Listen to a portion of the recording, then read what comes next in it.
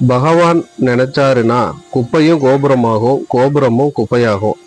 ஏழையா இருந்த ஒருத்தரை கோபுரத்துல உட்கார வச்ச நிகழ்வு தான் இது. ஒரு நாள் ஐயா கோம்பை காட்டுல இருக்கிறாரு. அவரை பார்க்கறதுக்கு பல பகுதியில இருந்து மக்கள் கூட்டம் கூட்டமா வந்துட்டு போயிட்டு இருந்தாங்க. அன்னைக்கு ஐயா ரொம்ப உற்சாகத்தோட இருந்தாரு.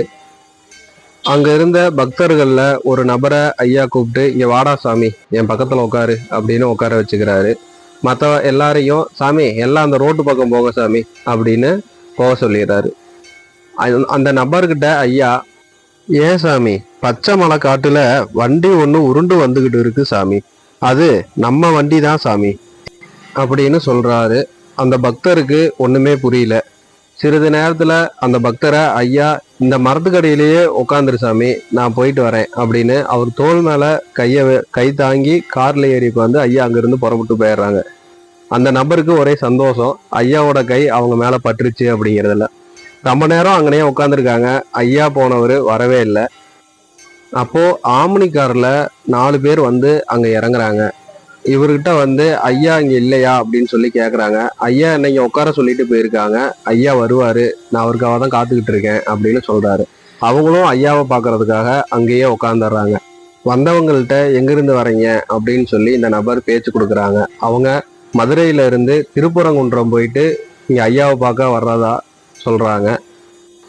வர்ற வழியில எங்க கார் அப்செட் ஆயிருச்சு, ஆனா எங்களுக்கு நல்ல விதமா யாருக்கும் எந்த அடியும் படல, நாங்க உயிர் பழைச்சதே அதிசயமா இருந்துச்சு, இந்த காரு தான் எங்களை இது மாதிரி 4-5 தடவை காப்பாத்தி இருக்கு அப்படின்னு சொல்றாங்க. இந்த நபருக்கு அப்பதான் புரியுது, ஐயா சொன்னது பச்சை மலை காட்டுல வண்டி ஒண்ணு உருண்டு வருது சாமி, அது ஏன் வண்டி சாமி அப்படின்னு அவர் சொன்னது இப்பதான் அவருக்கு புரிய வருது. ஐயா அங்க நடந்தத இங்க முன்னாடியே சொல்லியிருக்காங்க.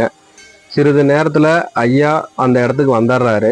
வந்து கல்லு மேல உட்காடுறாங்க, வேப்ப மரத்துக்கு அடியில. எல்லாரும் ஐயா பக்கத்துல போய் நிக்கிறாங்க. ஐயா எல்லாரையும் அந்த பக்கம் போய் நில்லுங்க சாமி அப்படின்னு சொல்லிடுறாரு. மதுரையில இருந்து வந்தது யாரா, இங்க வா அப்படி சொல்லி கூப்பிடுறாரு. இந்த 4 பேரும் ஐயா முன்னாடி போய் நிக்கிறாங்க. ஏண்டா சாமி, ஏணி ஏறணுமா அப்படின்னு கேக்குறாரு. இவங்க ஆமா சாமி அப்படின்னு சொல்றாங்க. சரி, அந்த வண்டி சாவியை இங்க வச்சுட்டு போடா அப்படின்னு சொல்றாரு. இவங்களுக்கும் ஒரே தயக்கம், தூக்கி வாரி போட்டுருச்சு, கார் சாவி வைக்க சொல்றாரு அப்படின்னு. அவரோட மனைவியும் யோசிக்கிறாங்க. ஐயா சிறிது நேரம் பார்த்துட்டு, ஏண்டா சாமி நான் சொல்றேன் நீ கேட்க மாட்டியா, அந்த கார் சாவி இங்க வச்சுட்டு போடான்றேன், நின்றுகிட்டே இருக்க, திரும்பவும் வானத்தை பார்க்கணுமா ஆசைப்படுறியா அப்படின்னு ஐயா சொன்னதும் அந்த பக்தர் வேகமா கார் சாவி ஐயா பக்கத்துல வச்சிடறாங்க. அவங்க மனைவிக்கு ராசியான காரை இங்க ஐயா விட்டு போக சொல்லிட்டாரே அப்படின்னு ஒரு குழப்பம் இருந்துச்சு. ஐயா திரும்ப, தெக்க வருவான்டா, அப்போ வா போ என்றார். அந்த நிகழ்வு நடந்ததுக்கு அப்புறம் அவங்க மதுரைக்கு கிளம்பிட்டாங்க. அதுக்கப்புறம் அவங்க வாழ்வுல பெரிய ராஜயோகம் கிடைக்கிது. பர்னிச்சர் கடை ஆரம்பிச்சு இன்னைக்கு பெரிய கோடீஸ்வரரா அவங்க மாறிடுறாங்க. அந்த காரை அன்னைக்கு அங்க ஐயாட்ட விட்டுட்டு போகாம அவங்க கொண்டு போயிருந்தாங்க அப்படின்னா அவங்க விபத்துல இறந்துருப்பாங்க. அதனாலதான் ஐயா அந்த காரை அவங்கள்ட்ட இருந்து வாங்கிக்கிறாரு.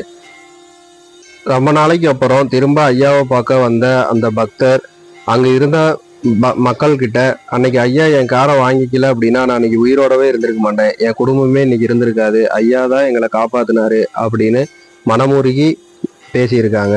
இது மாதிரி பரிபாஷையில நிறைய விஷயங்கள் ஐயா பக்தர்களுக்கு பேசி அவங்களோட கர்மாவை விளக்கி இருக்கிறாங்க. பகவான் எதை நம்மளை செய்ய சொன்னாலும் அதுல ஏதோ ஒரு காரணங்காரியே இருக்கும். நம்மளோட கர்ம பலனை விளக்குறதுக்காக தான் ஐயா நம்மளுக்கு ஒரு வழியை காட்டுறாரு. தன்னை தேடி வரும் பக்தருக்கு வழியில வர ஆபத்துகளை ஐயா விளக்கிடுறாங்க. அவருக்கு முன்னாடியே நமக்கு நடக்க வர ஆபத்து எல்லாமே ஐயாவுக்கு தெரிஞ்சிருக்கு.